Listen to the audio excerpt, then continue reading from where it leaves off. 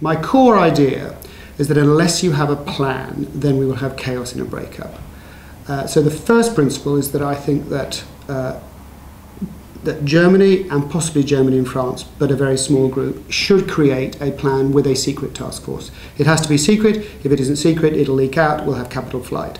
And the plan, in my opinion, ought to be that if there is one exit of a country, if that becomes inevitable, then the whole of the euro ought to be abandoned. And the reason I think that is because if there's one exit, then the euro turns into an ERM, an exchange rate mechanism. And for those readers who are familiar with ERM, it lasted about 15 years. There were a number of devaluations, but it was attacked in '92, and the pound and the Swedish krona left. And then the markets decided that it was vulnerable, and eventually they busted apart in '93, which was a Germany-France breakup. And I think that will happen ultimately in the euro once you've had a departure.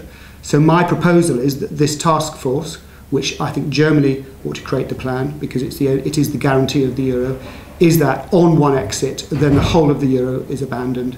The ECB is dissolved. Its responsibilities then become the responsibilities of the NCBs, and that you have, as fast as is possible, introduction of new national currencies, and that the euro